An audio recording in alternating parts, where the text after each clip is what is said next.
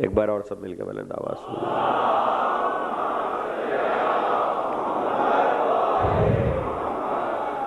بعنوان شرح زیارت وارثہ۔ عشرہ تمام ہوگا، ذکر جاری رہے گا، اس لیے کہ ذکر کا وعدہ باقی رہنے والے نے کیا ہے۔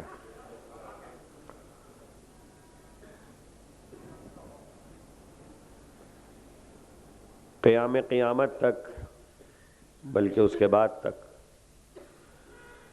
یہ تذکرہ یوں ہی جاری و ساری رہے گا۔ فصل ازا آتی ہے، فصل چلی جاتی ہے، ذکر باقی رہتا ہے کسی نہ کسی طور پر۔ حضرت امام محمد باقر علیہ السلام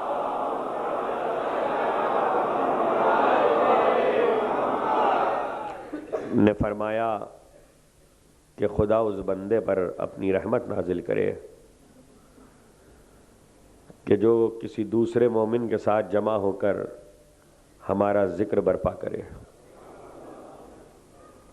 اور جب دو افراد ہمارے تذکرے کے لیے جمع ہوتے ہیں تو ان میں تیسرا فرشتہ ہوتا ہے جو ان دونوں کے لیے استغفار کرتا ہے، اور 2 سے لے کے تعداد جہاں تک بڑھتی چلی جائے، امام فرماتے ہیں کہ ہمارے ذکر کا برپا کرنا ہمارے امر کا احیاء ہے۔ جس نے ہمارے امر کو زندہ کیا، خدا اس پر اپنی رحمت نازل کرے، اس لیے کہ یہی تقاضائے دین ہے۔ یہ حدیث متعدد طریقوں سے ہمارے علماء نے نقل کی ہے۔ آخری مجلس ہے، چونکہ عشرے میں عزاداری کی بہت سے معاملات کو ہم نے ڈسکس کیا۔ ہمارے ذکر کے برپا کرنے کے لیے 2 مومن ملاقات کریں، اس میں عقلاً خود بخود کچھ چیزیں ثابت ہو گئیں۔ ایک یہ کہ انعقاد ذکر کے لیے اہتمام کرنا خود بخود ثواب قرار پایا۔ دوسرے یہ کہ انعقاد ذکر کے لیے قدموں کو حرکت دینا۔ جدید ٹیکنالوجی سے استفادہ اچھی بات ہے، لیکن جدید ٹیکنالوجی اگر آپ کو ثواب سے محروم کرنے لگے تو اس کو محدود کر دیجئے۔ سی ڈی، ڈی وی ڈی اور میڈیا کلچر نے امام باڑے کی مجلسوں کو ٹھیک ہے آپ کے گھروں تک پہنچا دیا ہے، لیکن یہ نہ بھولیے کہ مجلس میں چل کے آنا بھی ثواب ہے۔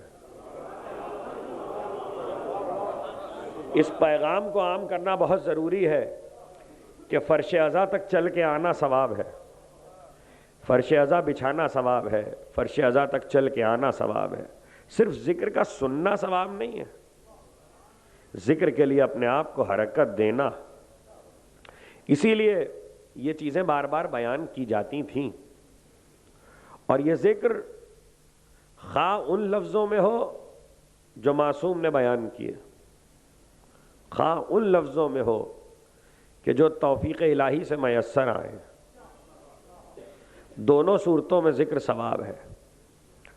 زیارتیں ان لفظوں میں ہیں کہ جو معصوم کے کلمات ہیں، مجلسیں وہ لفظ ہیں جو توفیق الہی سے میسر آتی ہیں۔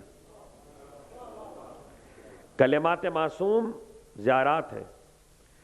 ایک شخص اکیلا ہے، ایسی جگہ پر ہے کہ مجلس نہیں کر سکتا، دوسرا آدمی موجود نہیں ہے، کیا کرے؟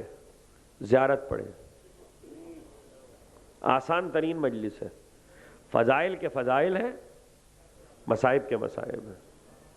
اور اس لیے دیکھیے یہ نسخے اس لیے بتا کے گئے کہ فرد واحد بھی اپنے اکیلے پن میں ہمارے ذکر کے ثواب سے محروم نہ ہو جائے۔ کسی منزل پر اسے منزل تنہائی کا احساس دنیا میں ہو تو ہو، عقیدے میں نہ ہو، اور عقیدے میں تنہائی کا احساس ہونا بھی نہیں چاہیے، اس لیے کہ جس کا وارث موجود ہو اسے ہمیشہ یہ سمجھنا چاہیے کہ جب کندھوں پہ بیٹھے ہوئے دو فرشتوں کی اتنی طاقت ہے کہ آپ سے باخبر نہیں ہے، آپ سے بے خبر نہیں ہے، تو پھر زمانے کے وارث کی طاقت تو ان فرشتوں سے زیادہ ہے۔ اس لیے اس یقین کے ساتھ زندگی گزارنی چاہیے کہ وہ وارث ہر لمحے پر ہم سے باخبر ہے۔ اور اسی وراثت کا عقیدہ جس کے سلسلے میں ہم گفتگو کر رہے ہیں، جس کا بیان امام نے زیارت وارثہ میں کیا، آخری مجلس ہے، مومنین زیارت پڑھتے ہیں، پڑھائی جاتی ہے تو ایک کی طرف، سب کی طرف سے کوئی ایک نیت کر کے پڑھ لیتا ہے۔ بانی ازا جناب حسین ساجوانی صاحب نے فرمایا، اور خود میرا بھی یہ ارادہ ظاہر ہے کہ ایک اچھی بات تھی جو انہوں نے کہی، تو میں یہ سمجھتا ہوں کہ اس سے قبل کہ میں آج کی مجلس شروع کروں، میں زیارت وارثہ میں ترجمے کے پہلے آپ کو سنا دوں۔ اس سے یہ ہوگا کہ زیارت وارثہ کا ترجمہ لوگوں کے ذہنوں میں محفوظ رہ جائے گا، اور اس کے بعد پھر ہم اپنی تقریر کا آغاز کریں گے۔ صلوات بھیجیں محمد و آل محمد۔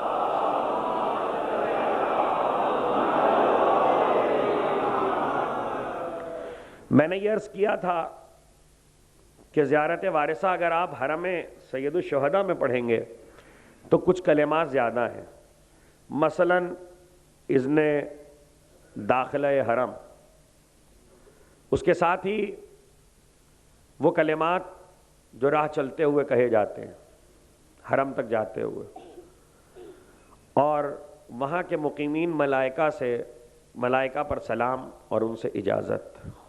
لیکن اگر آپ دور سے پڑھ رہے ہیں، حرم میں نہیں ہیں، تو زیارت براہ راست شروع ہوتی ہے السلام علیکہ یا وارثہ آدم صفوت اللہ۔ چاہتا تو توفیق الہی اور تائید آل محمد سے میں آپ کو زبانی زیارت اور ترجمہ سنا دیتا، لیکن کتاب لے کے جان بوجھ کے اس لیے آیا ہوں تاکہ اپنے دوستوں کو یہ بتاؤں کہ آل محمد نے ہمیں جو مذہب دیا ہے اس میں قرآن سے لے کے ان کے تمام چھوڑے ہوئے آثار تک دیکھ کے پڑھنا ثواب قرار دیا گیا ہے۔ تمام جگہوں پر بہت اچھا حافظہ ہو لیکن کلمات معصوم کو ہمیشہ دیکھ کے پڑھیے، اور اس لیے کہ قرآن ہو یا کلمات معصوم، جب آپ اسے دیکھیں گے تو دیکھنے کا ثواب آنکھوں کو ملے گا۔ فیال لیتنی، لیتنی بھی ہے، جمع کا صیغہ ہو تو لیتنا بھی ہے، لیتنا ہو تو فیا لیتنا کننا معکم فنفوزا، اور اگر لیتنی ہو تو فیا لیتنی کنتو معکم فافوز فوزا عظیما، کاش میں آپ کے ساتھ ہوتا تو میں آپ کے ساتھ اس عظیم کامیابی پر میں بھی فائز ہوتا، جس کامیابی پر اہل بیت فائز ہوئے۔ اس کے بعد زیارت کا آخری حصہ جو زیارت وارثہ کا ہے، اسی جملے سے کہ ہم ہوتے تو آپ کے ساتھ اس فوز عظیم پر کہ جو عظیم کامیابی ہے اس پر فائز ہوتے۔ وہ کامیابی کیا ہے وہ تو میں عرض کر چکا، لیکن وہ صلہ کیا ہے جو اس کامیابی کے نتیجے میں حسین کے ناصروں نے پایا ہے۔ وہ صلہ جب تک وراثت پہ گفتگو نہ ہو وہ صلہ معلوم نہیں ہو سکتا۔ لقد كتبنا في الزبور من بعد الذکر ان الارض یرثها عبادی الصالحون، ہم نے زبور میں لکھ دیا ہے ذکر کے بعد کہ ہماری زمین کے وارث صالح بندے ہیں۔ تقریر کا آغاز ہو چکا ہے، آخری ٹکڑا زیارت کا چھوڑ دیا ہے جان بوجھ کے، ابھی پڑھیں گے انشاءاللہ۔ ہم نے زبور میں لکھ دیا ہے ذکر کے بعد کہ ہماری زمین کے وارث صالح بندے ہیں۔ قرآن نے واضح اعلان کر دیا کہ زمین کا وارث کوئی نہیں ہے، صالح بندے ہیں۔ اور صالح بندے قرآن میں جا کر کوئی دیکھ لے کہ صالح کیا ہوتا ہے۔ من عمل صالحا من ذکر و انثی وہو مؤمن فلنحیینہ حیاتا طیبہ، جو عمل صالح انجام دے، مرد ہو یا عورت، اور وہ مومن بھی ہو، اس حالت میں کہ وہ مومن بھی ہو، تو ہم اسے حیات طیب عطا کریں گے، پاک و پاکیزہ زندگی عطا کریں گے۔ یعنی معلوم یہ ہوا کہ عمل صالح ایمان کے بعد کوئی عمل ہے جو انجام دیا جاتا ہے۔ آج لوگ کہتے ہیں کہ قرآن میں عمل صالح فرائض کی ادائیگی کو کہا گیا ہے۔ میں اس غلط فہمی کو دور کر دوں کہ عمل صالح فرائض کی ادائیگی کو کہا گیا ہے۔ فرائض تو واجب ہیں ہی، وہ تو ادا کرنے ہیں، وہ عمل صالح نہیں ہے، وہ عمل ہے، اعمال حسنہ ہیں، اعمال واجبہ ہیں۔ عمل صالح کوئی ایسا عمل ہے کہ جو فرائض سے بھی بلند مرتبہ رکھتا ہے۔ اسی آیت میں پتہ چل جائے گا کہ عمل صالح کیا ہے۔ پہلے یہ دیکھنا پڑے گا کہ یہ آیت کس وقت نازل ہوئی ہے۔ پیغمبر مکے میں نماز پڑھ رہے ہیں، کعبے میں، دور ہے مکے کا، اعلیٰ اصلاح کے پیغمبر کے اوپر ڈال دی گئی۔ اس وقت پیغمبر کے چچا جو بچپن کے دوست بھی ہیں، برابر کی عمر بھی رکھتے ہیں، سگے خالہ زاد بھائی بھی ہیں، جن کا نام ہے حمزہ۔ کیا کروں، ایک شیر کی تمہید کر رہا ہوں تو شیر سے ہی تو کروں گا۔ ایک شیر کا ذکر کرنا ہے تو ایک شیر کا تذکرہ پہلے سن لیجئے، اس لیے کہ حمزہ بھی شیر کو کہتے ہیں، حمزہ بھی شیر کو کہتے ہیں۔ ایک بار حمزہ داخل ہو رہے ہیں مکے میں، اپنے مکان کے قریب پہنچے تو چھت پہ کنیز کھڑی تھی۔ کنیز نے کہا کہ آپ کو معلوم ہے آج کیا ہوا؟ کہا کیا ہوا؟ حمزہ کمان رکھے رہتے تھے دوش پر۔ صلوات بھیجو محمد۔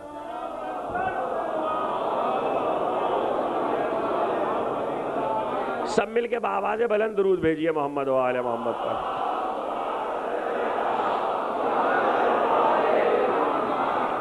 گزشتہ کسی تقریر میں پچھلے عشرے میں کہہ چکا کہ آل محمد تیر نہیں چلاتے تھے، لیکن تیر کمان کے رکھنے کا مقصد یہ نہیں ہے کہ تیر کمان صرف میدان جنگ میں ہی کام آتا ہے۔ عربوں میں تیر و کمان کے اور بھی کام تھے۔ دوشت پہ کمان رکھے رہتے تھے، ترہ لگا رہتا تھا، مرغ کا پر، شتر مرغ کا پر ترے میں رہتا تھا۔ داخل ہوئے، کنیز نے کہا آپ کو معلوم ہے آج کیا ہوا؟ آپ کے بھتیجے پہ عبداللہ کے یتیم پہ آلائش پھینکی گئی ہے۔ گھر جا رہے تھے، گھر میں داخل ہو رہے تھے، وہیں سے گھوڑے کو آگے بڑھایا، سین کعبہ میں قریب آ کے گھوڑے کو روکا تو وہ لوگ بیٹھے ہوئے تھے، ابو جہل اور اس کے سارے رفقا کہ جنہوں نے پیغمبر پر آلائش پھینکی تھی۔ کمان کندھے پر تھی، قریب آئے کہ کس نے میرے بھتیجے سے بے ادبی کی ہے؟ توجہ کیجئے گا، کس نے میرے بھتیجے سے بے ادبی کی ہے؟ کس نے گستاخی کی؟ عمل صالح بتا رہا ہوں، کس نے گستاخی کی ہے؟ تو اب ہمت کس کی تھی کہ بولے؟ منہ سے کون کہتا؟ لیکن حمزہ کا جلال ایسا تھا کہ جس نے بے ادبی کی تھی وہ خود سامنے آ گیا۔ دیکھیے یاد رکھیے گا کہ بنی ہاشم کا جلال بعض اوقات اس منزل پہ آ جاتا ہے کہ دشمن خود سامنے آ جاتا ہے۔ اب یہ منزلیں محفوظ کرتے جائیے گا، مجھے آپ کو کہیں لے کے جانا ہے۔ حمزہ کس نے بے ادبی کی ہے؟ ایک بار کمان اٹھا کے ماری اس کے سر پہ، سر پھٹ گیا، حمزہ کی ضرب تھی، اور اس کے بعد پلٹ کے ایک بار اپنے بھتیجے سے کہا کہ بھتیجے اب تو تم راضی ہو، اور آئندہ توجہ، آئندہ اگر کوئی تم سے بے ادبی کرے تو مجھے بتاؤ۔ حمزہ کے ہوتے یہ نہیں ہو سکتا، اور پھر پلٹے اور ان کافروں سے جملہ کا کیا تمہیں معلوم نہیں ہے کہ میں اس کے دین پر ہوں؟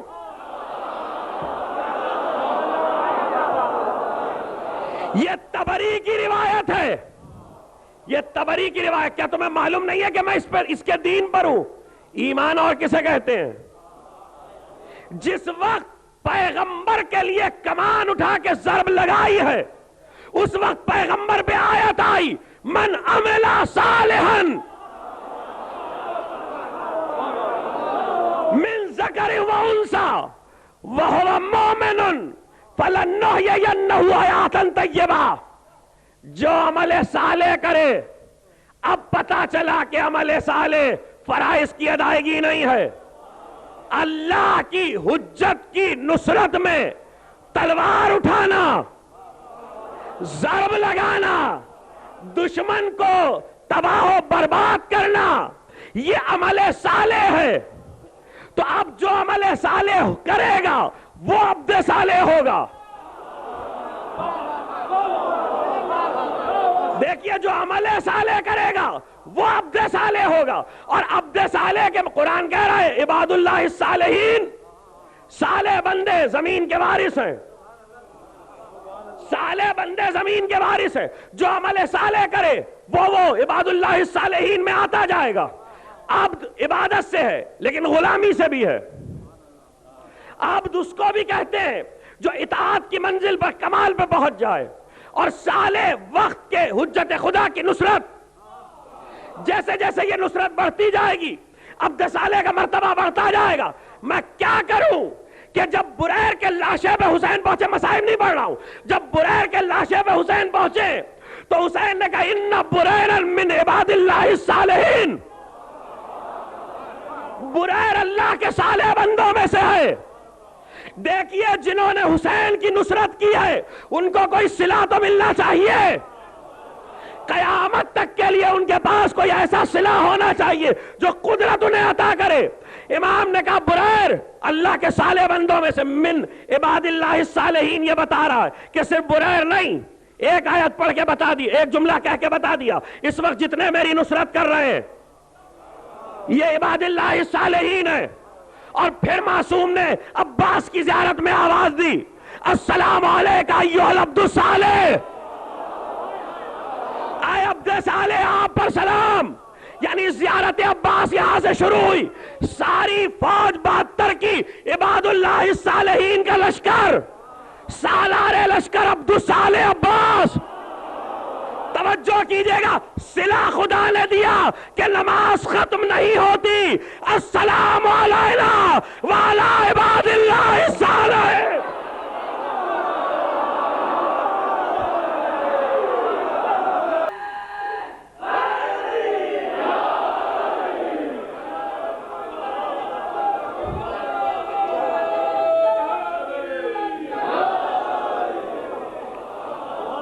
السلام علینا وعلی عباد اللہ الصالحین. چونکہ عبد صالح تھے تو اللہ نے عبد صالح کا ذکر اپنی عبادت میں شامل کر دیا قیامت. اور یہ جملہ صرف آپ کی نماز میں نہیں ہے. ہائے ہائے ہائے ہائے ہائے.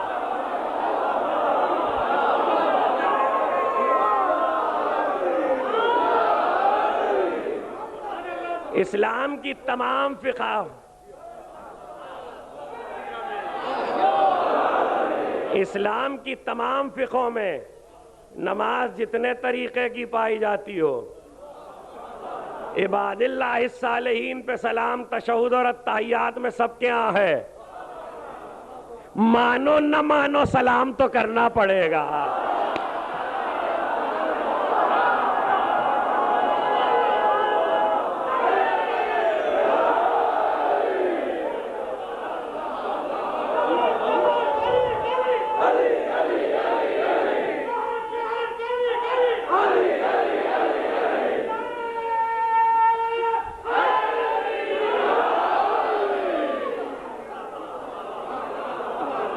سلام تو کرنا پڑے گا. السلام علینا وعلی عباد اللہ الصالحین. عبد صالح.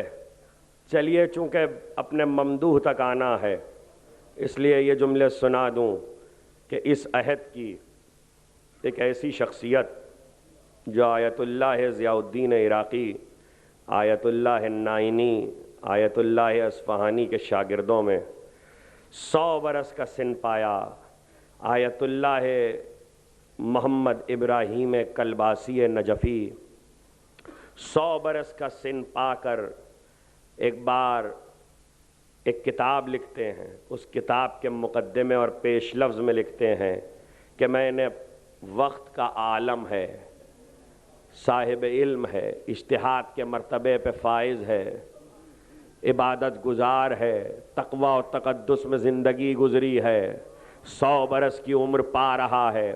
بڑھاپے میں کہہ رہا ہے کہ میرے قوا ضعیف ہونے شروع ہوئے، میری قوتوں میں اضمحلال آیا تو میں نے مڑ کر اپنی ماضی کی زندگی کو دیکھا تو میں نے بندگی الہی تو پائی، عمل صالح نہیں پایا۔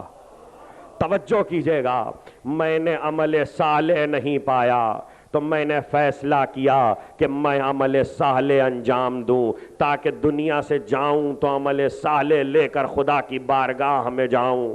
تو میں نے یہ سوچا کہ کون سا ایسا عمل ہے جو عمل صالح ہو سکتا ہے، تو میں نے حیات ابوالفضل عباس پہ کتاب لکھ دی۔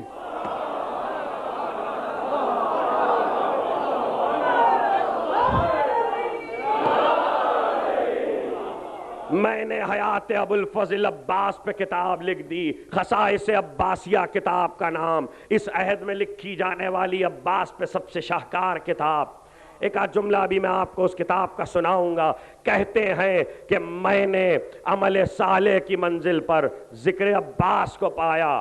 ارے عالم کہے، مرجع کہے، مجتہد کہے، فقیہ کہے کہ ذکر عباس عمل صالح ہے، یہ کون لوگ ہیں جو کہہ رہے ہیں مجلسوں میں یہ تذکرے نہ کرو، کام کی بات کرو؟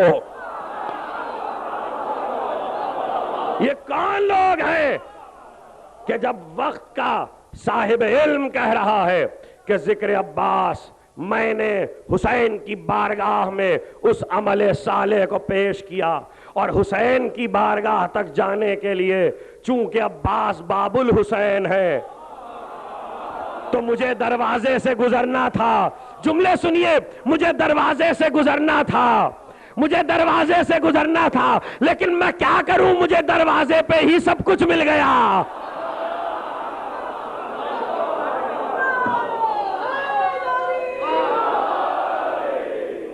مجھے دروازے پہ ہی سب کچھ مل گیا۔ یہ ہے عمل صالح۔ اس لیے کہ عبد الصالح، السلام علیک ایھا العبد الصالح المطیع للہ ولرسولہ، جو اپنے مطیع ہے اللہ اور اس کے رسول کا۔ اشہد انک قد جاہدت ونصحت وصبرت، میں گواہی دیتا ہوں کہ آپ نے جہاد کیا۔ یہ کون ہے جو کہہ رہا ہے کہ عباس نہیں لڑے؟ معصوم کہہ رہا ہے میں گواہی دیتا ہوں آپ نے جہاد کیا۔ یہ کون ہے جو کہہ رہا ہے عباس نہیں لڑے؟ معصوم کہہ رہا ہے لڑے، لڑے اور خوب لڑے، اس طرح لڑے کہ نصرت حسین میں لڑے۔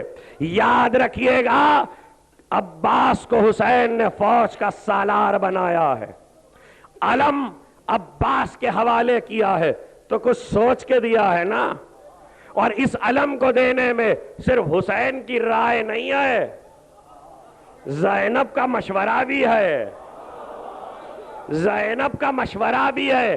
ارے موضوع تو تھا فتویٰ کا، خواتین اور اسلام، جملہ آ گیا تو لے جائیے، کام کا ہے بہت۔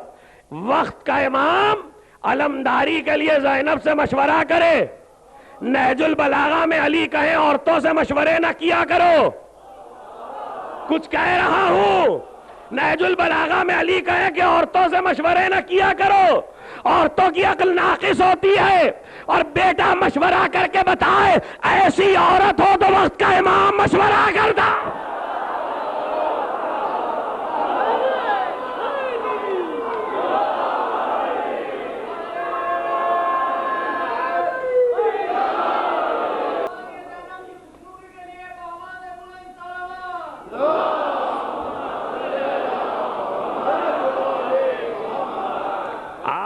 جہاد کیا، علی چاہتے تھے کہ عباس کے جہاد کو تاریخ میں لکھوا دیں۔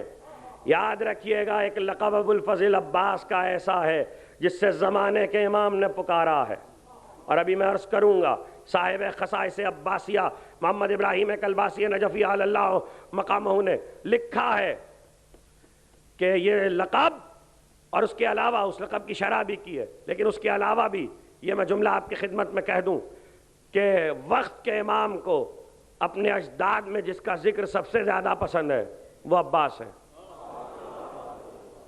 اگر کوئی امام زمانہ کو راضی کرنا چاہتا ہے تو زیادہ ذکر عباس کیا کرے، ذکر عباس بہت پسند ہے امام کو۔ ایک لقب ایسا ہے کہ جس سے یہ ثابت ہوتا ہے کہ جنگ کی ہے اور خوب کی ہے، لیکن کربلا کی جنگ تو بات کی بات ہے۔ کربلا میں عباس 32 برس کے ہیں، اور 32 برس میں ظاہر ہے کہ شجاعت کی جوانی ہے، شجاعت کا کمال ہے۔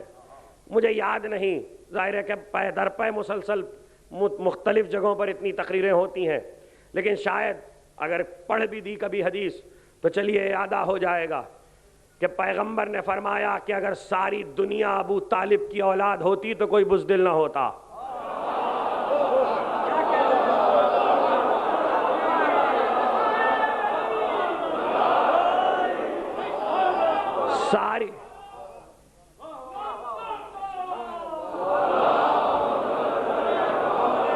اگر ساری دنیا ابو طالب کی اولاد ہوتی تو کوئی بزدل نہ ہوتا۔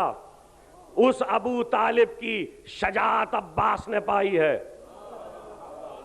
اچھا چلیے اب بیٹے، باپ کا جملہ سنایا، بیٹے کا جملہ ہوگا حافظوں میں۔ دلیل دے رہا ہوں کہ جب صبح ہجرت علی نکلے تو کفار مکہ سے 3 جملے کہے تھے، جن میں کا ایک یہ تھا، اللہ نے ابو طالب کے بیٹے کو اتنی شجاعت عطا کی ہے کہ اگر دنیا کے بزدلوں میں تقسیم کر دے تو سب بہادر ہو جائیں۔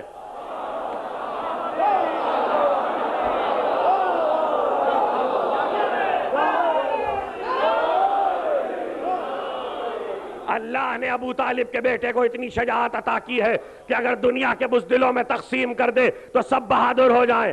جس علی کی شجاعت تقسیم ہو کے ساری دنیا بہادر ہو جائے، وہ عباس اگر زبان چوسے گا تو کتنا بہادر ہوگا۔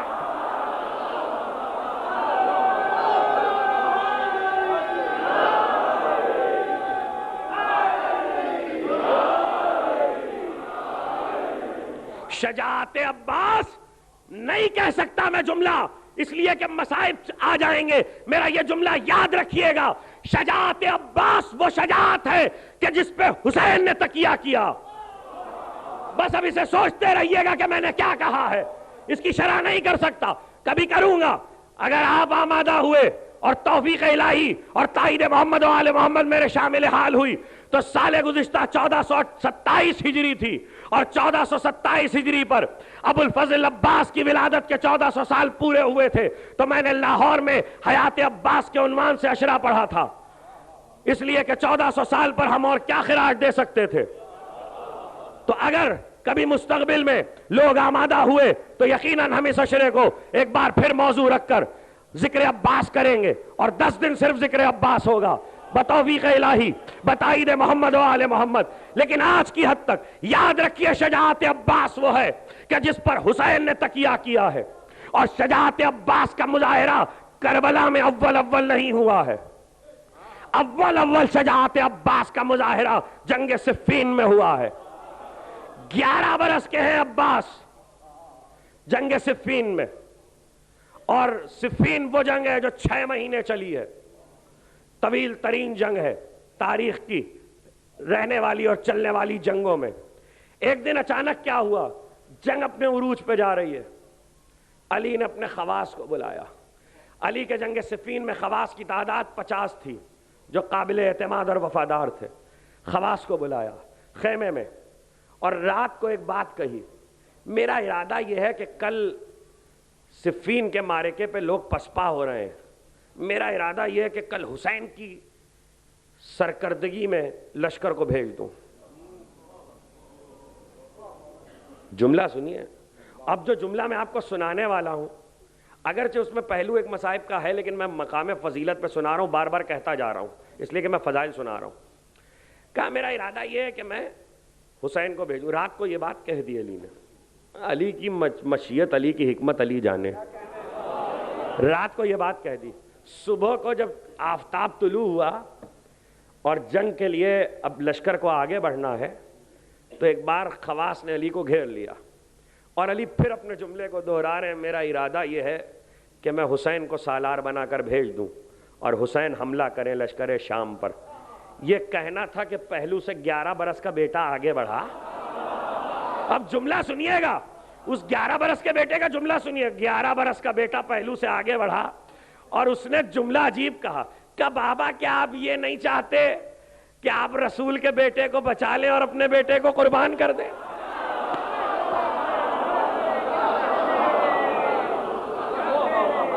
میرے عزیزو جملہ لے جاؤ، میرا بہت کام کا ہے، بہت کام کا ہے، اپنے آنسو مصائب کے لیے سنبھال کے رکھو، میرا مقام فضیلت پہ جملہ سن لو۔ یہ عباس نے جو جملہ کہا کہ بابا کیا آپ یہ نہیں چاہتے کہ رسول کے بیٹے کو بچا کے اپنے بیٹے کو قربان کر دے، یہ علی نہیں بول رہے ہیں، یہ عباس کے لہجے میں ام المنین بول رہی ہے۔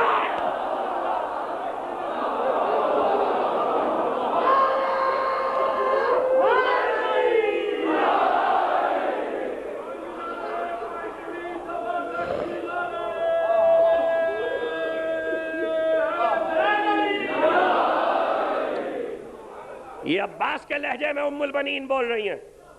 علی مسکرائے۔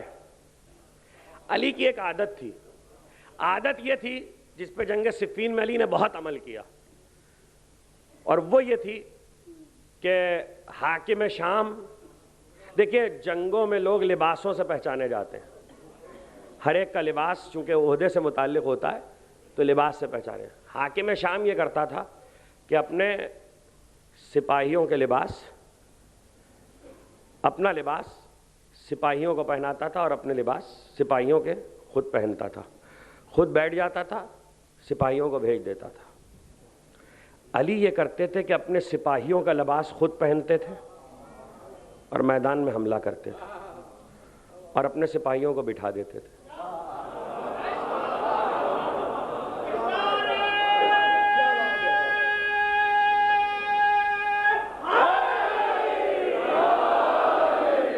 جب تک مزاج رزم آل محمد سمجھ نہ آئے میں آپ کو کربلا تک لے نہیں جا سکتا۔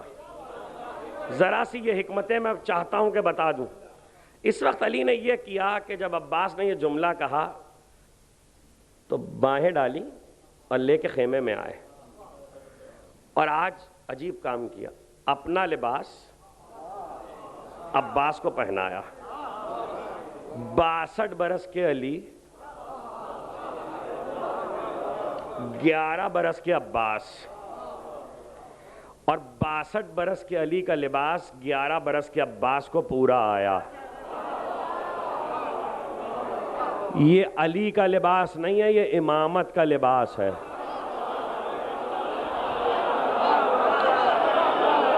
یہ امامت کا لباس ہے، اس وقت یہ دلیل عصمت ہے۔ یاد رکھیے گا، معصوم کا لباس غیر معصوم کے بدن پہ نہیں آتا۔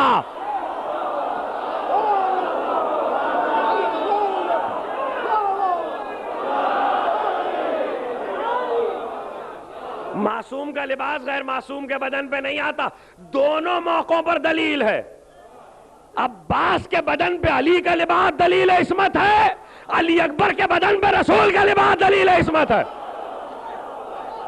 دونوں مرحلوں پر ایک بار عباس کو لباس پہنایا اور چہرے پر دیکھیے امامہ باندھ کے، شملے کا پلہ اگر یوں گزار کے منہ کو ڈھانپ دیا جائے تو آنکھیں کھلی رہتی ہیں، اس کو کہتے ہیں نقاب عرب میں۔ علی نے بھیج دیا۔ اب جو عباس نے حملہ کیا تو تاریخ کہتی ہے کہ لشکر شام کا دل چھوٹ گیا اور فوجیں بھاگی ہیں حاکم شام کے خیمے تک۔ ایک بات آپ کو بتا دوں، علی کا خیمہ لشکر میں آگے ہوتا تھا، حاکم شام کا سب سے پیچھے ہوتا تھا۔ ہائے ہائے ہائے ہائے،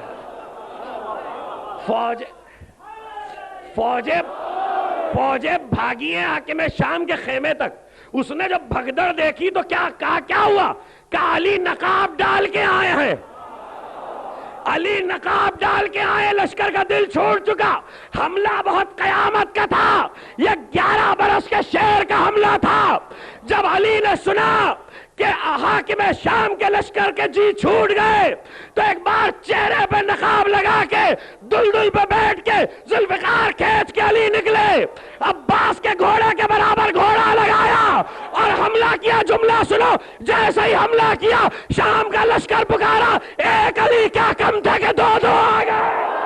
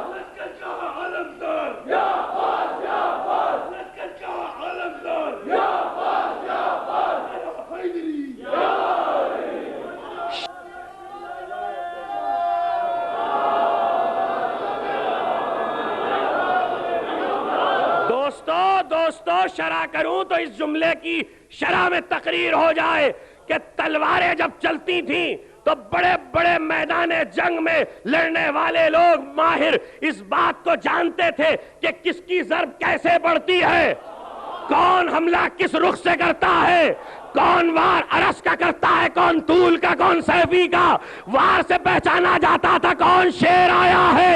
11 برس کے عباس اور 62 برس کے علی کے واروں میں کوئی فرق نہیں تھا۔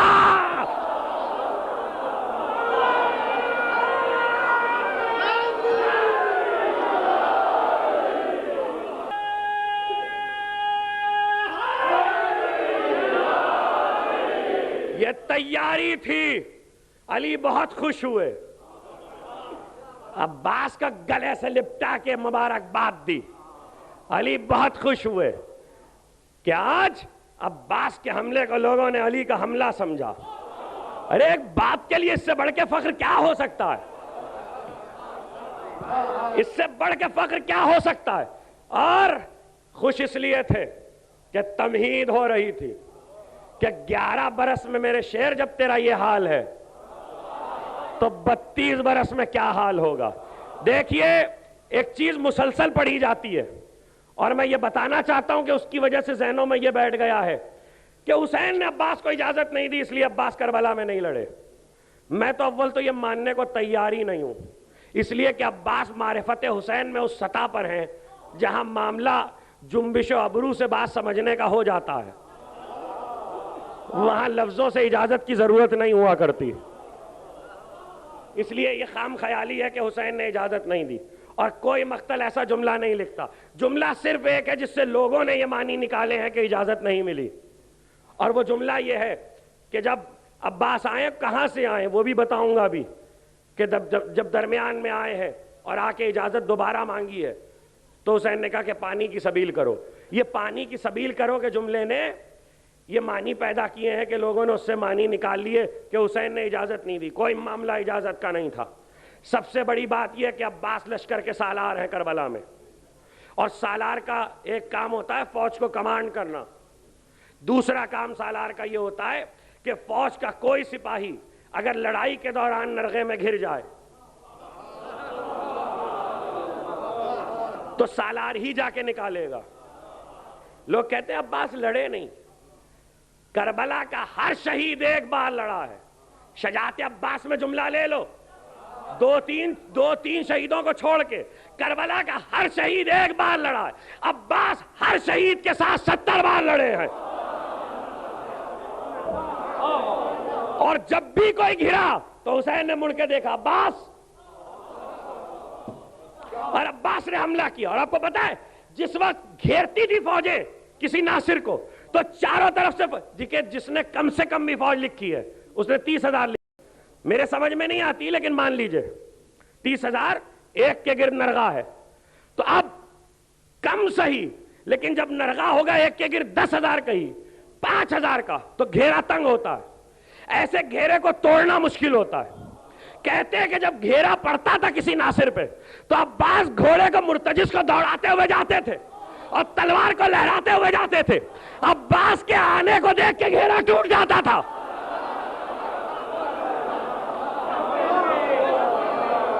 عباس کے آنے کو دیکھ کے گھیرا ٹوٹ جاتا تھا، یہ تھا عباس کا عالم۔ اور جنگ مغلوبہ دنیا کی ہر لڑائی میں جو تلوار کی ہوگی، انفرادی جنگ افرادی پہلے ہوتی ہے، جنگ مغلوبہ بعد میں ہوتی ہے۔ کربلا میں تاریخ الٹ گئی، جنگ مغلوبہ پہلے ہوئی ہے، انفرادی جنگ بعد میں ہوئی ہے۔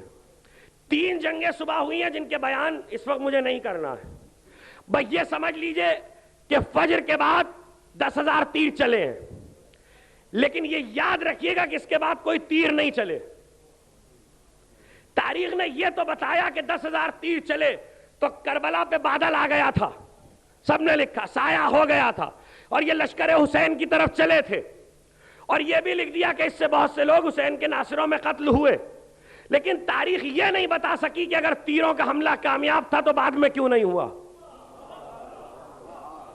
جنگ کے اصول ہوتے ہیں حضور کچھ، اگر ایک حملہ کامیاب ہو تو پھر وہی حملہ کیا جاتا ہے، اپنے آپ کو تھکایا نہیں جاتا. اور تیروں کا حملہ یوں بھی تھکن سے بچاتا ہے, دور سے ہوتا ہے. لیکن پھر تاریخ بتاتی ہے کہ شام تک تیروں کا حملہ نہیں ہوا. کیوں؟ وجہ بتائیے. تاریخ سوال کا جواب دے کہ کیوں نہیں ہوا.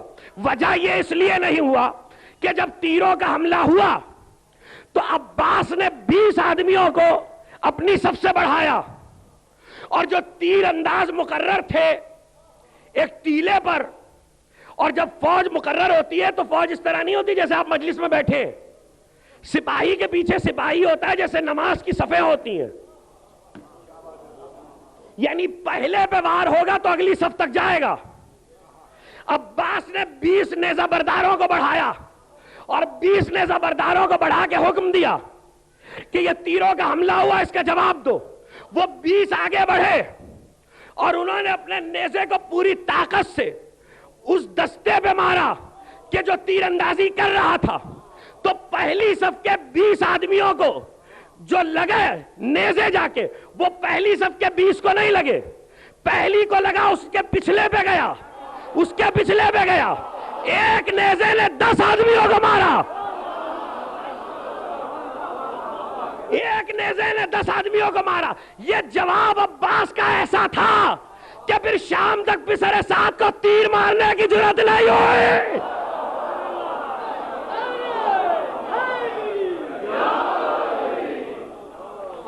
شام تک تیر چلانے کی ہمت نہیں ہوئی. اب ایک ایک ناصر جا رہا ہے.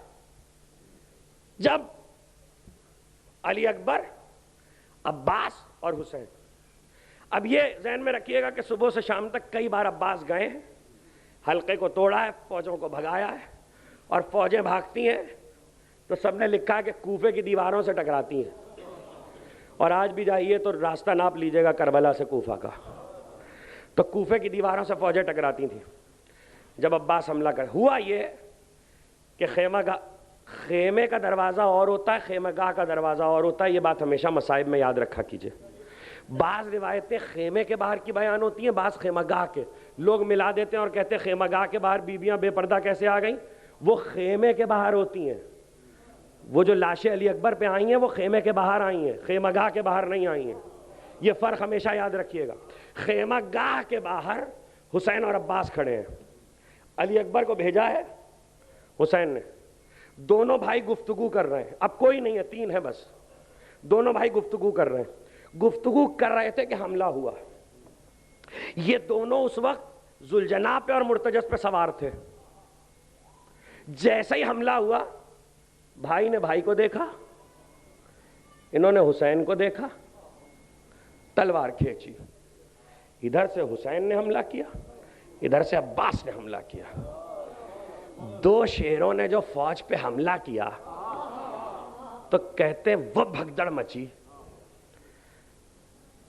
4000 اس حملے میں 2 بھائیوں نے کاٹ کے رکھ دیے.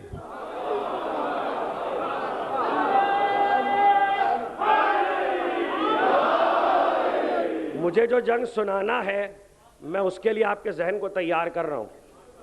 دیکھیے 4000 بہت بڑی بات تھی. 72 اتنے مار چکے اور 4000 ابھی مرے. اب گنتے جائیے گا فوج یزید کو, ساتھ گنیے گا, ہاں پھر پتہ چلے گا کتنی تھی. ایک بار ادھر سے تیر آیا. تیر جو آیا تو سید الشہداء کی ہنسلی میں لگا.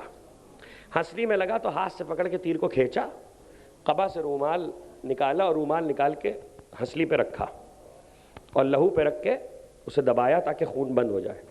جیسے ہی عباس نے دیکھا کہ آقا کو تیر لگا تو مڑ کے کہا, آقا آپ خیمے میں تشریف رکھیے, غلام نمٹ لے گا. اب سنیے گا, غلام نمٹ لے گا. ایسے میں چونکہ حملہ دونوں کا تھا, فوج بھاگی تھی, تو عباس نے حسین کو واپس کیا. حسین خیمہ گاہ کی طرف آئے, اندر نہیں گئے, باہر گھوڑے پہ سوار ہو کے عباس کی جنگ دیکھ رہے ہیں فقر کے ساتھ. اور ایک بار عباس نے حملہ کیا.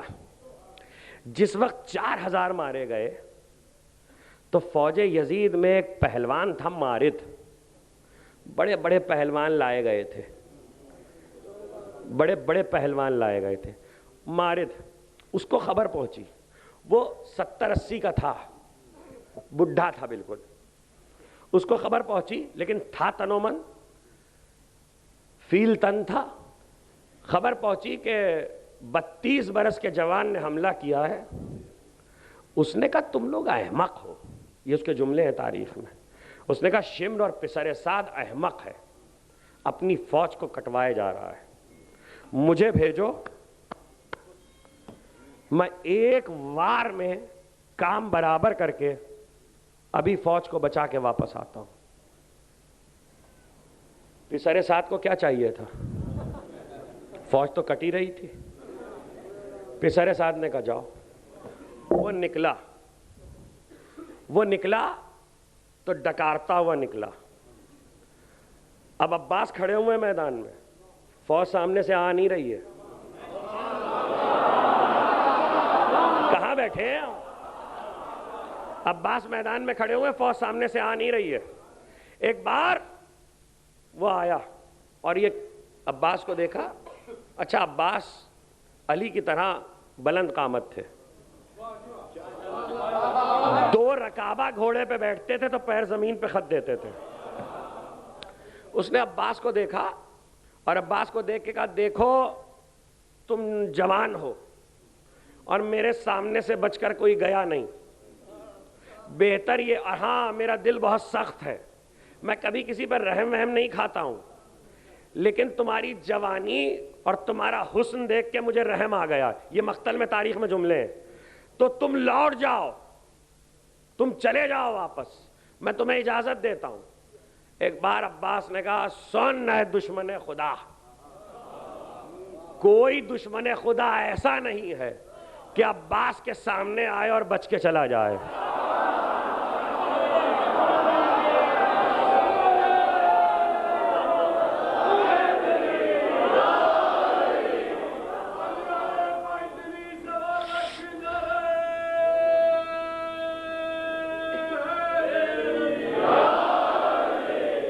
اس وقت عباس کے ہاتھ میں تلوار ہے. اب یہ منظر یاد رکھیے گا، کوئی دشمن خدا ایسا نہیں ہے کہ عباس کے سامنے آئے اور بچ کر چلا جائے. اور یہ کہہ کر عباس نے اسے حملے کا موقع دیا. اب جو کچھ اس نے کیا ہے، جس طرح وہ آگے بڑھا ہے اپنے طاقت کے غرور میں، اس کو سمجھانے کے لیے مجھے ایک مثال دینی پڑے گی، لیکن بلا تشبیہ مثال صرف سمجھانے کے لیے. ایک ہی سڑک پر ایک گاڑی صحیح ٹریک پہ جا رہی ہے اور دوسری رانگ ٹریک پر آ جائے اور دونوں فل اسپیڈ میں ہو اور دونوں اپنی اسپیڈ سے چلی جا رہی ہیں اور آمنے سامنے ہو، تو نفسیاتی طور پر اگر ایک نے اپنے رخ کو تبدیل نہیں کیا ہے اور وہ جمع ہوا ہے تو دوسرے پر نفسیاتی اثر پڑتا ہے. پہلے وہ پریشان ہوتا ہے، پھر بوکھلاتا ہے، پھر ہڑبڑاتا ہے اور آخر میں آ کے گاڑی کہیں مار دیتا ہے. بھائی یہ میں آپ کو جدید مثال اس لیے دے رہا ہوں کہ میں آپ کو منظر سمجھا دوں. یعنی ایک اپنی جگہ پہ جمع ہوا ہے تو دوسرے کا عالم کیا ہوگا. اس نے تلوار سے حملہ کرنے کے بجائے نیزہ لے کے دور سے گھوڑے کو دوڑانا شروع کیا. جیسے ہی اس نے گھوڑے کو دوڑانا شروع کیا تو وہ یہ سمجھا کہ عباس حملے کو روکیں گے. عباس گھوڑے پہ یوں بیٹھے پٹری جمائے ہوئے، تلوار عباس کے ہاتھ میں ہے لیکن یہاں رکھی ہوئی ہے، تلوار یہاں رکھی ہوئی ہے اور قبضے پہ ہاتھ رکھے ہوئے ہیں اور ایک بار وہ نیزے کو لے کے بڑھ رہا ہے. اس نے جو بڑھتے بڑھتے عباس کی استقامت دیکھی تو پہلے پریشان ہوا، پھر بوکھلایا، پھر ہڑبڑایا اور اب جو وہ قریب آیا تو اور حیرانی کہ عباس تو جگہ سے ہلا ہی نہیں. تو اس پر نفسیاتی اثر یہ ہوا کہ جانے کیا ہونے والا ہے. عباس نے قریب آنے کا موقع دیا، جیسے ہی قریب آیا عباس نے تلوار چھوڑی، اس کے نیزے پہ ہاتھ مارا، اس کے ہاتھ سے نیزہ چھینا، نیزہ چھین کے اس پہ حملہ کیا. وہ چلایا اے شمر بچاؤ، عباس میرے نیزے سے مجھے مار رہا ہے.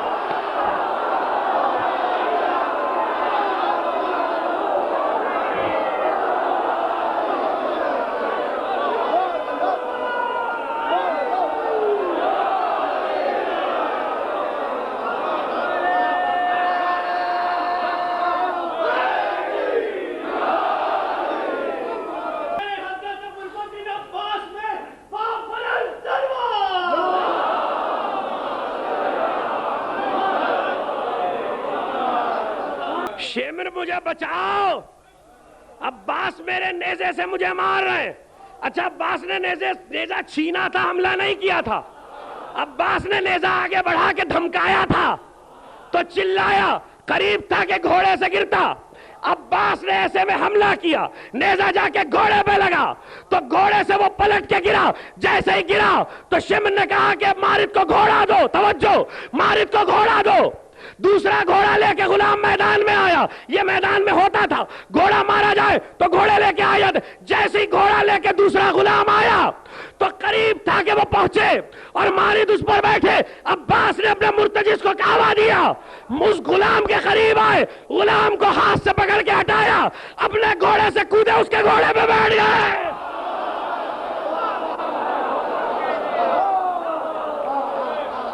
اس کے گھوڑے پہ جو عباس بیٹھے، کیوں بیٹھے عباس نے یہ عمل کیوں کیا؟ اس کی وجہ ہے مرتجز تو اپنا گھوڑا ہے، وہ ساتھ ہو گیا.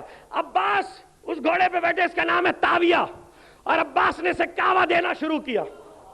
درمیان میں مارد پڑا ہوا ہے، یوں دیکھ رہا ہے. عباس کعوہ دے رہے ہیں، عباس کعوہ دے رہے. شمر نے پہاڑی سے دیکھا کہ عباس تاویہ پہ بیٹھ گئے. شمر پکارا، عباس اس گھوڑے کو ہم نے حسن سے چرایا تھا، مدائن میں تم نے لے لیا.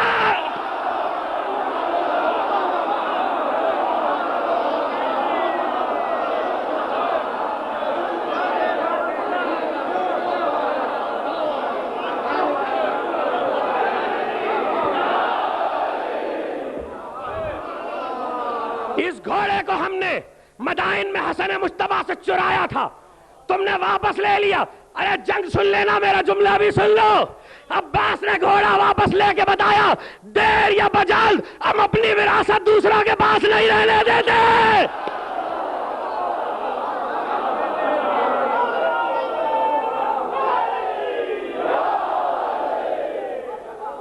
تاویہ کو دوڑاتے ہوئے، اب جب مارد جو ساری لشکر کو روک کے آیا تھا، جب اس کو ہی گرا دیا تو اب جنگ لشکری کیسے آئیں گے؟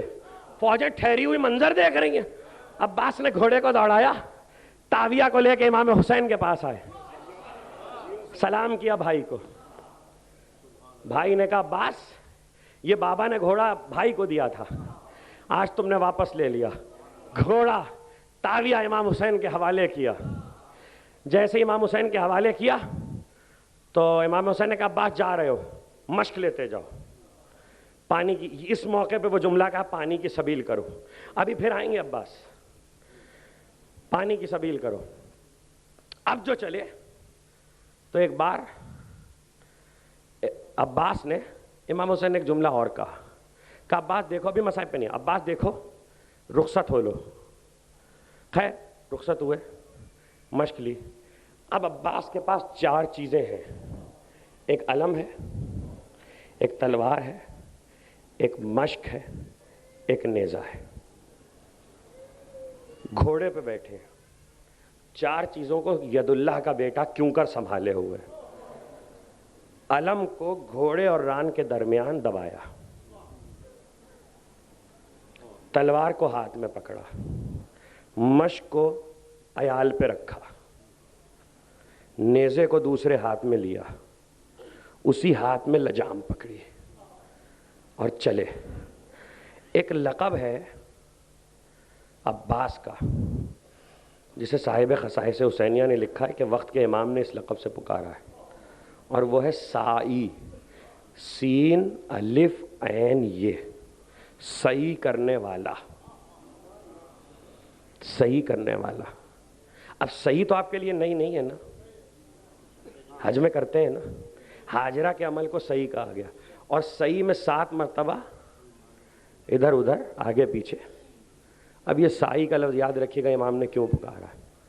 اب بات چلے، فوج رکی ہوئی ہے، واپس وہاں پہنچے جب مارد کو چھوڑ کے آئے تھے، اتنی دیر میں وہیں پڑا تھا.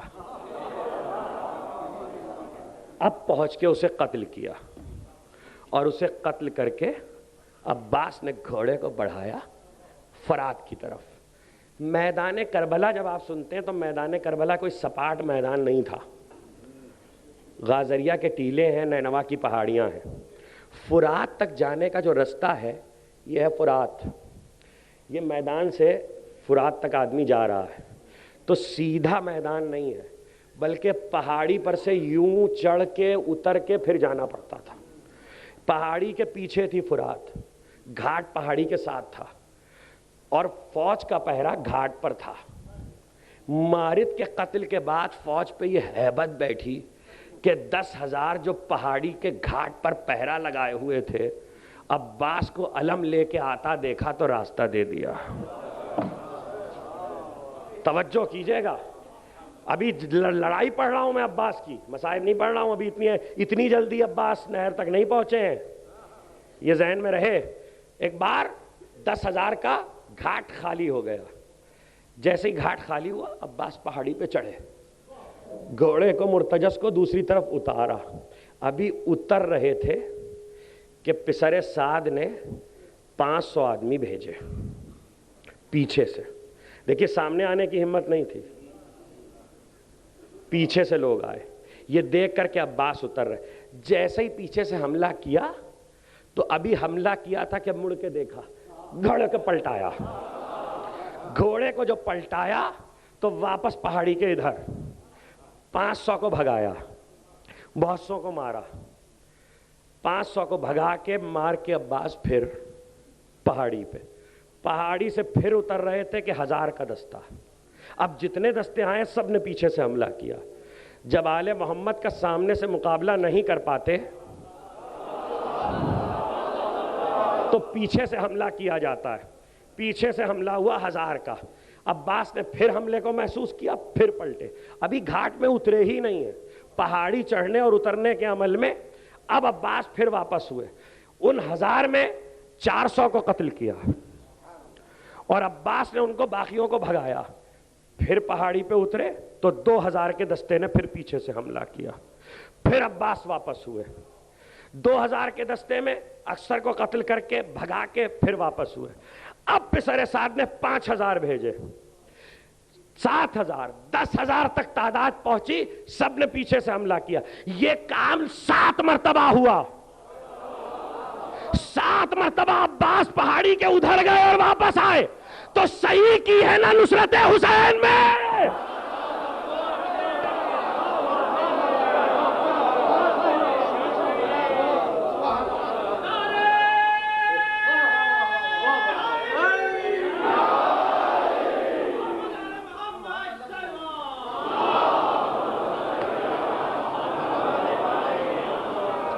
اب دیکھیے جو لوگ کہتے ہیں کہ آخر عباس جیسا بہادر، تو پھر ہوا کیا؟ تو آسان ترکیب یہ تھی کہ لوگوں نے کہا لڑے ہی نہیں لڑے. اچھا تو پھر غالب کیسے ہوئے؟ دشمن لشکر دشمن کا کامیاب کیسے ہو پایا؟ تو اس کے لیے خود عباس کا جملہ ہے. اب اس کے بعد جو جنگ بیان کرنے والا ہوں اسے پڑھنے میں مجھے بھی مشکل ہوگی اور آپ کو سننے میں بھی، لیکن جس طرح میں بیان کر دوں بس سن کے محفوظ کر لیجئے گا، اس لیے کہ وہ مارکا ہی ایسا ہے. کہتے ہیں کہ خود عباس کا جملہ ہے جو آغائے شیخ قزوینی اور سید خراسانی کے خواب کے واقعے میں جو حضرت ابو الفضل نے کہا ہے کہ مجھے دھوکے سے مارا گیا. میں بھی مصائب پہ نہیں آیا ہوں، مجھے دھوکے سے مارا. اگر دھوکے سے نہ مارا جاتا تو کبھی بھی لشکر یزید ہم پہ کامران نہیں ہو سکتا تھا. اچھا وہ دھوکہ کیا تھا؟ دیکھیں پیچھے سے حملہ ہو رہا تھا. 7 مرتبہ عباس نے فوجیں بھگائیں. اب کسی کی ہمت نہیں تھی کہ حملہ کر سکے، اس لیے گھاٹ خالی چھوڑ دیا گیا. عباس اترے گھاٹ میں، پانی کی سے مشک بھری، مشک کو لے کے عباس پلٹے، چلو میں پانی اٹھایا. اب موضوع نامکمل رہ جائے گا اس لیے یہ جملہ سن لیجئے. چلو میں پانی اٹھایا. قرآن نے کہا کہ ہم نے زبور میں لکھ دیا ہے ذکر کے بعد کہ زمین کے وارث صالح بندے ہیں.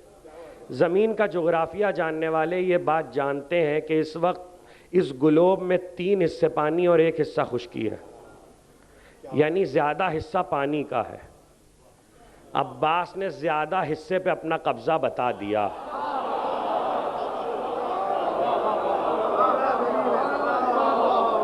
اور یہ بتایا کہ یہ ہے میراث جو اللہ کے صالح بندوں کے پاس ہے. اور اس کے بعد پانی کو پھینکا, مشک بھر کے واپس ہوئے. اب جو واپس ہوئے تو طے یہ کیا لشکر یزید نے کہ اب مقابلہ تو نہ سامنے سے ہو سکتا ہے نہ پیچھے سے ہو سکتا ہے. بہت شرح کے جملے تھے, لیکن اب ظاہر ہے کہ مصائب میں اگر پہلو آ جاتے ہیں تو مشکل ہو جاتی ہے شرح کرنا. تو ایک بار عباس آگے بڑھ رہے, اب کیا کریں؟ درخت کے قریب سے چھپ کے عباس کے بازو پہ جب وار کیا گیا تو اس بازو میں تلوار تھی. اب سنتے رہیے, مصائب جہاں سے شروع کروں گا بتا دوں گا. اس بازو میں تلوار تھی, نیزہ چھوڑ چکے تھے, علم تھا, مشک تھی. مشک کو عیال پہ رکھا ہے, بھری ہوئی مشک کو سنبھال کے, اور اس ہاتھ میں تلوار ہے. جب بازو کٹا تو تلوار کو اس ہاتھ میں لیا, تو الٹے ہاتھ سے عباس نے حملہ کیا ہے اور 50 آدمی مارے ہیں. الٹے ہاتھ سے تلوار چلائی ہے, 50 آدمی قتل کیے ہیں. آگے بڑھے تو ایک اور درخت کے پیچھے سے اس بازو پہ جب وار ہوا تو ہاتھ, جیسے ہی ہاتھ کٹا تو بڑھ کے تلوار کو ہاتھ کے اور بغل کے درمیان میں قبضے کو دبایا اور پھر حملہ کیا تو 35 آدمی قتل کیے. یہ ہے عباس. عباس اس وقت تک لڑے ہیں جب تک مشک سلامت رہی ہے, اور مقصد عباس کا تھا کہ مشک پہنچ جائے. اب ہو گئی, اب اس سے آگے ظاہر ہے کہ اب نہ آپ سے سنا جائے گا نہ مجھ سے پڑھا جائے گا. وہ جو صبح کو تیر بند ہوئے تھے, جو عباس کی حکمت سے بند ہوئے تھے, وہ اب چلے. تو آپ سن سکیں گے جملہ, 10,000 تیر اکیلے عباس پر.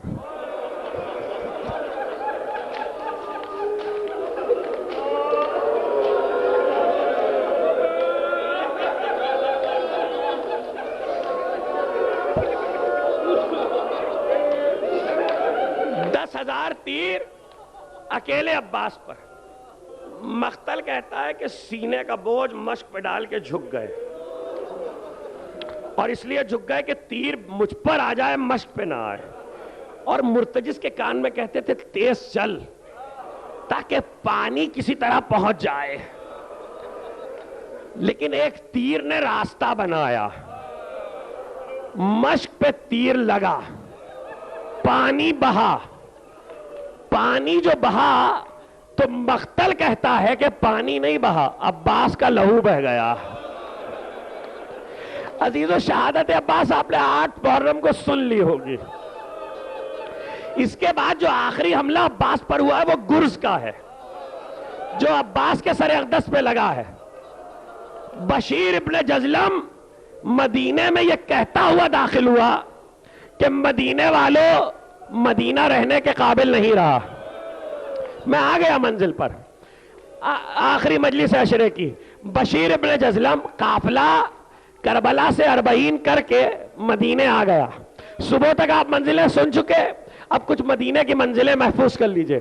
ایک بار بشیر ابن جزلم یہ کہتا ہوا داخل ہوا کہ مدینے والوں, مدینہ رہنے کے قابل نہیں رہا. کہتے ہیں کہ بشیر کہتا جاتا تھا, وہ قافلہ جو 28 رجب کو گیا تھا وہ آیا, لوگوں نے سنا, بچے آئے. بشیر اون و محمد آ گئے, لڑکے آئے. بشیر قاسم آ گئے, جوان آئے. بشیر علی اکبر آ گئے. ایسے میں بشیر نے دیکھا کہ جب بھیڑ بہت ہو گئی, سید الساجدین نے ایک علم بشیر کے ہاتھ میں دے دیا تھا اور شال عزا بشیر کے گلے میں ڈال دی تھی. بشیر نے دیکھا کہ مجمع کو چیرتی ہوئی ایک کنیز, اور کنیز کے پیچھے ایک 10 برس کا بچہ, اور بچے کے شانے پہ ہاتھ رکھے ہوئے ایک بی بی جو سر سے پیر تک سیاہ پوش. اور کنیز کہتی جاتی, ہٹو ہٹو مادر عباس آ رہی ہیں, راستہ دو زوجہ امیر المومنین آ رہی ہیں. کہتے ہیں کہ ایک بار بی بی جیسے ہی قریب آئیں, بشیر نے یہ سن کے کہ مادر عباس آ رہی ہیں گھوڑے سے کود پڑا. 10 برس کا بچہ آگے بڑھا, اس نے کہا بشیر یہ تیرے ہاتھ میں یہ علم کہاں سے آیا؟ بشیر نے بچے کو گود میں اٹھا لیا, کہا کہ بیٹا کیوں پوچھ رہے ہو تم کس کے لال ہو؟ بچے نے صرف اتنا کہا بشیر میں اس کا بیٹا ہوں جس کا علم تیرے ہاتھ میں ہے، میں عباس کا لال ہوں۔ تو ایک بار آنے والی بی بی نے کہا بشیر کس کی سنانی لایا ہے؟ تو بشیر رو کے کہتا ہے اے زوجہ علی، حسین کربلا میں مار دیے گئے، حسین کربلا میں قتل کر دیے گئے۔ کہا بشیر کیا کہتا ہے، ہوش میں تو ہے؟ حسین قتل کر دیے گئے۔ کہاں بی بی زینب بے ردا ہو گئی۔ بس یہ سننا تھا کہ ایک بار ام البنین بپھر گئی کہ بشیر زبان کو سنبھال کے بات کر، حسین قتل کر دیے گئے، زینب بے ردا ہو گئی، عباس کہاں تھا؟ بشیر کہتا ہے بی بی روضہ رسول پہ چلو، روضہ رسول پہ چلو، قافلہ آ رہا ہے۔ جیسے ہی بشیر نے یہ کہا کہ روضہ رسول پہ چلو، ایک بار ام البنین نے نجف کا رخ کیا، آواز دی اے میرے والی، آپ نے دیکھا عباس نے مجھے شرمندہ کر دیا۔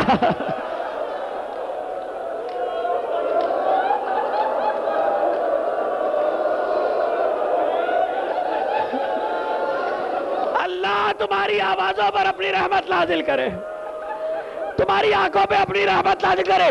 آپ نے دیکھا عباس نے مجھے شرمندہ کر دیا۔ بشیر نے کہا بی بی عباس کو کچھ نہ کہو۔ عباس نے اپنی وفا نبھائی، عباس نے اپنی وفا نبھائی۔ ارے عباس کے بازو ہوتے تو نہ حسین مارے جاتے، نہ زینب کی چادر چھنتی۔ یہ سننا تھا کہ ام البنین نے کہا کیا کہا تم نے؟ عباس کے بازو نہیں تھے؟ کہاں بی بی عباس پانی لینے گئے تھے تو ہاتھ قلم ہو گئے۔ ارے قیامت کا جملہ ہے، قیامت کا، کہ ہاتھ قلم ہو گئے۔ کب پھر کیا ہوا؟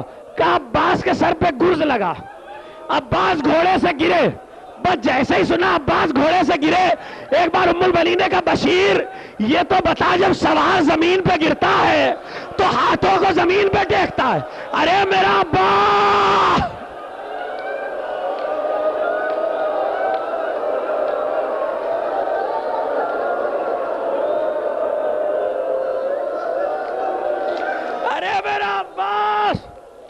عزیزوں میں تقریر ختم کر دیتا، لیکن مدینہ پہنچنے کی داستان ہے، 40 تمام ہوا ہے۔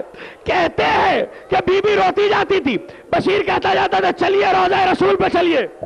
روضہ رسول پہ بڑی بھیڑ ہوئی۔